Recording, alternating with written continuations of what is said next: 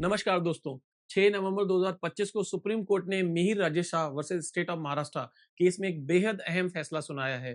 Court ने साफ कहा है, अगर किसी व्यक्ति को उसकी गिरफ्तारी के रिटन ग्राउंड्स यानी लिखित कारण उस भाषा में नहीं दिए जाते हैं जो वो समझ सके, तो ऐसी गिरफ्तारी और बाद की रिमांड दोनों गैर कानूनी होगी। यानी अब सिर्फ मौखिक रूप से बताना काफी नहीं है, पुलिस को लिखित रूप में यानी रिटन फॉर्म में, और वो भी ऐसी भाषा में जिसे व्यक्ति समझ सके, गिरफ्तारी के कारण बताने ही होंगे।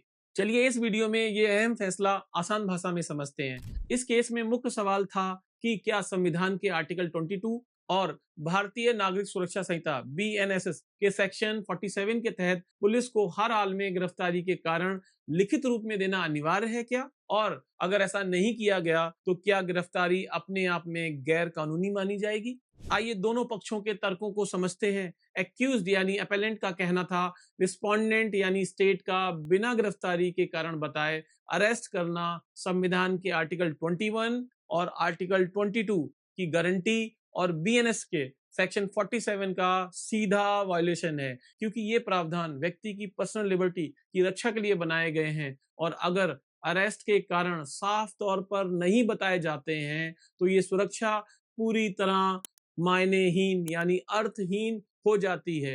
एक्यूज ने Pankaj Bansal versus Union of India और Bihan Kumar versus State of Haryana के केसों का हवाला देते हुए कहा, जहां सुप्रीम कोर्ट ने कहा था अरेस्ट के कारण ऐसे मोड और ऐसे मेथड में बताए जाने चाहिए जिससे व्यक्ति सच में समझ पाए कि उसे गिरफ्तार क्यों किया जा रहा है। रेस्पोंडेंट का कहना था, BNSS के सेक्शन 47 में कहीं नहीं लिखा है ये कारण रिटन फॉर्म में देने होंगे, मौखिक यानी वर्बल रूप से बताना भी काफी है। अब देखते हैं कोर्ट ने क्या कहा।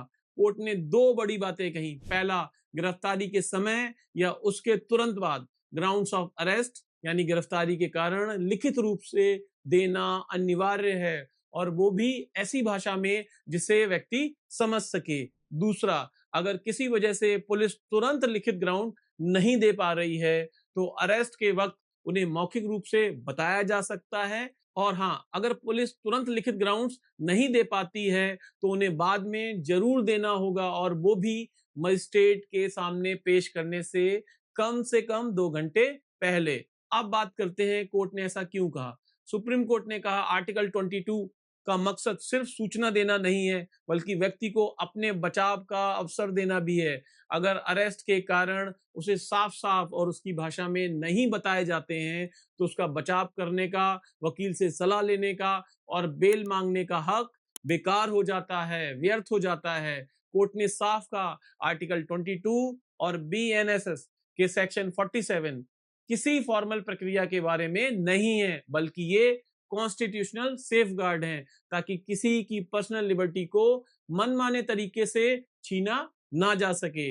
इसलिए अरेस्ट की पूरी प्रक्रिया मीनिंगफुल होनी चाहिए। सिर्फ बता दिया गया था या पढ़कर सुना दिया गया था कहना काफी नहीं होगा। कोर्ट ने साफ कहा, अगर ग्राउंड्स लिखित रूप में नहीं दिए गए तो व्यक्ति ये भी नहीं जान पाएगा उस पर आरोप क्या है, वो किस बात पर अपनी सफाई देगा। यह पुलिस के लिए भी आसान बनता है ये साबित करना कि आरोपी को गिरफ्तारी के कारण बताए गए थे। तो दोस्तों, अब नियम बिल्कुल साफ है। गिरफ्तारी के कारण हर हाल में रिटन फॉर्म यानी लिखित रूप में और उस भाषा में जिसमें व्यक्ति समझ सके दिए जाने अनिवार्य हैं, और अगर ऐसा नहीं किया गया तो अरेस्ट और रिमांड दोनों ही इल्लीगल माने जाएंगे। ये फैसला एक सख्त संदेश देता है कि अब सिर्फ यह कहना ग्राउंड ओरली बता दिए गए काफी नहीं होगा। कानून चाहता है क्लैरिटी, ट्रांसपेरेंसी और सबसे बढ़कर रिस्पेक्ट फॉर लिबर्टी। नमस्कार।